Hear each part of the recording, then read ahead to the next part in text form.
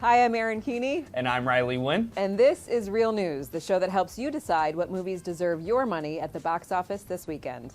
First up, Margot Robbie reprises her role as Harley Quinn in DC Universe's latest release. Let's take a look at Birds of Prey. The Joker and I broke up. I wanted a fresh start. But it turns out I wasn't the only dame in Gotham looking for emancipation. Spectacular news! Miss Quinn, she belongs to me. Who are you guys?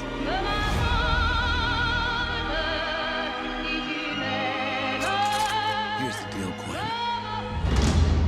You need me! Harley Quinn has just dumped her man, the Joker, and since the events in 2016's Suicide Squad, Batman has disappeared, leaving Gotham City overrun with crime. When a young girl comes across this diamond that actually belongs to the crime lord Black Mask, Harley joins forces with some fierce women to set out to save the girl. Yeah, I'm really excited to see Oscar nominee Margot Robbie back in this role as sort of the unhinged anti-heroine Harley Quinn. You know, Margot Robbie has been very busy lately. She's up for her second Oscar nomination for Bombshell this year, and she was also in Best Pick Oscar nominee Once Upon a Time in Hollywood. So I'm glad she could come back and reprise this role. Now, I'm glad we get to see her in this continuation of Harley's story. We also get some of the most famous female characters in the DC universe. Harley teams up with vigilante Huntress, played by Mary Elizabeth Winstead, and Black Canary, played by Journey Smollett-Bell. We also have Rosie Perez as Detective Renee Montoya, and Ewan McGregor brings to life the iconic villain, Black Mask.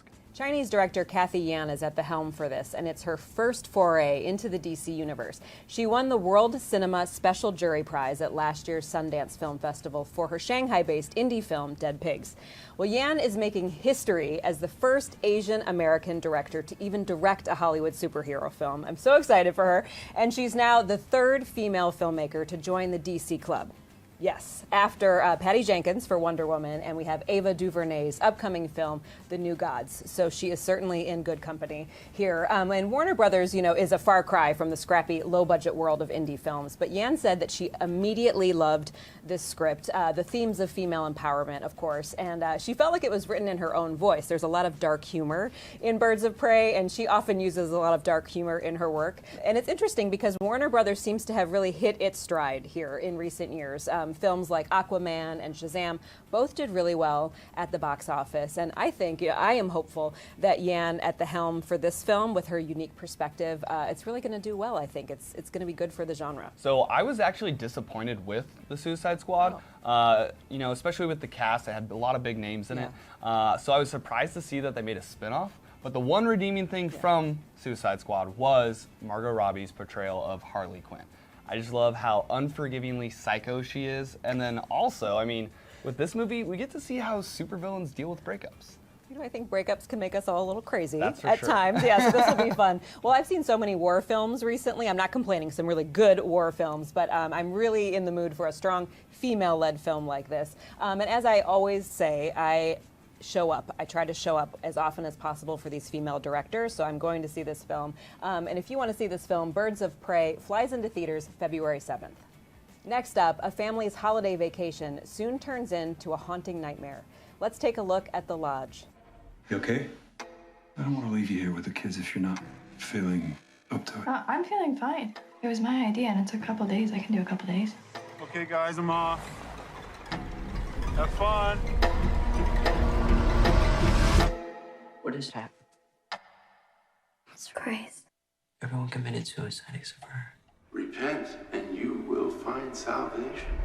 A family retreat at a remote winter cabin takes a turn when the dad has to go back to work, and he leaves his two kids in the care of his fiancée, Grace.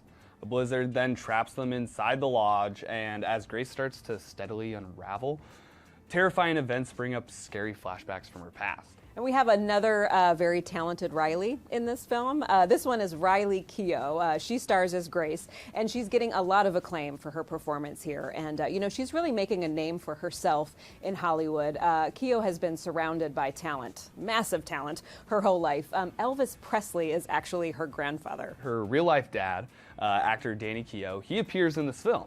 He plays a specter that haunts the characters. And then we have Alicia Silverstone from Clueless. She makes an appearance as the kid's biological mom. You know, my first thought with this, and I think for a lot of people, is The Shining. And the directors say it did influence this film. The Lodge first premiered at last year's Sundance Film Festival, and this is from Austrian filmmakers Severin Fiala and Veronia Franz.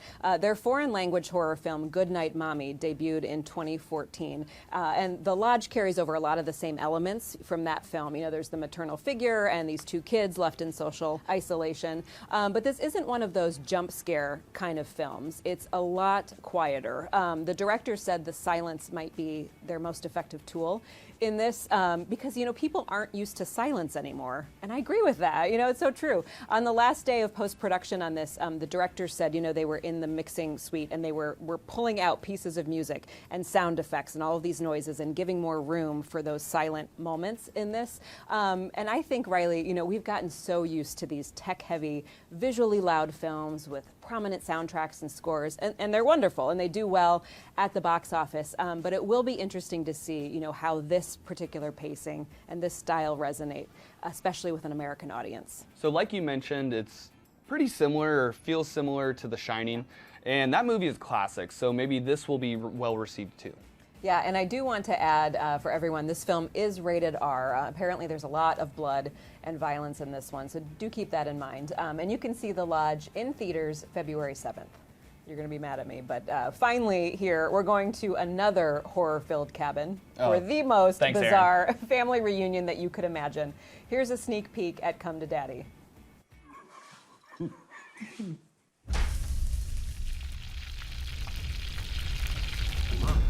Hey, it's Dad. He's not how I imagined him.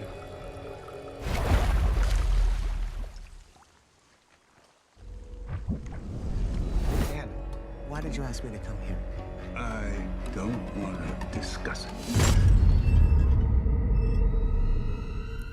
The movie follows Norval, an awkward 30-something guy who grew up in Beverly Hills.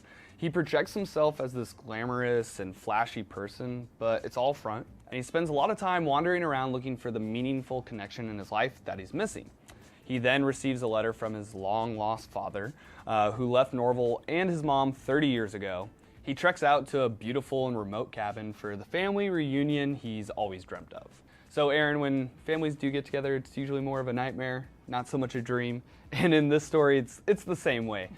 His hopes soon fall apart when he arrives at the cabin and finds out that his dad is actually kind of a jerk. And his dad also has this shady past that quickly catches up with him. We have Elijah Wood, and we see him in a very different role because we're used to seeing him as Frodo from Lord of the Rings. He stars as the spoiled man-child Norval, and then we have Canadian actor Stephen McHattie plays his very unusual and estranged dad. This is the directorial debut from Ant Timpson. We know him from producing Turbo Kid and Deathgasm. He knew from the start that he wanted Elijah Wood for this role as a pretentious millennial. Apparently the two of them had been friends for years, so this was a really collaborative process for both of them. They had a lot of fun kind of creating the feel and the look for all of this. But it's definitely not typecasting, as they say. Elijah said that's what drew him to this part. He got to play this kind of pretentious jerk, which you always hear from like these nice actors. It's very liberating for them. And Skrillex was one of the director's inspirations for this. Apparently he sent a photo to Elijah when he first, sent him the pitch, and they sort of used his look as inspiration to craft this character. And, this looks like an endlessly shocking ride. It's a blend of comedy and horror, and it is also kind of tongue-in-cheek. And it's also built around daddy issues. And I think, Riley, if you look at the cinema landscape, throughout history, a lot of films have that theme. But I think with Come to Daddy, as bizarre as it is, it has this really heartfelt undertone of family connection. I also wouldn't recommend learning too much about this film. I think just go to the theater, just embrace it, go along for the ride, and just kind of, embrace the mayhem of it all. I was already an Elijah Wood fan from him as Frodo in Lord of the Rings, but then also, do you remember the show Wilfred? Yes, I do. Yes, so he played a very awkward guy in that show, and he plays one in this movie, so he did a good job the first time. I think he'll do a good job the second time. And then from watching this trailer, I think I could actually go see this movie in the theaters. I think it's one scary movie I could go see. Okay, this is a big day. This is a big Yeah. day. I think you're going to ease into the horror genre. Yeah. It's baby steps. This okay. this one looks like it has enough comedic relief that I won't have nightmares. So. There you go. There you go. One step at a time. Well, this is a good one to go and see, and you can see Come to Daddy. If you're in Portland, maybe you can see it with Riley. Riley might be in the theater February 7th. If you're going to see one movie this weekend, make it Birds of Prey. You can get your tickets at Fandango. Thanks for watching Real News. We'll see you right here next week.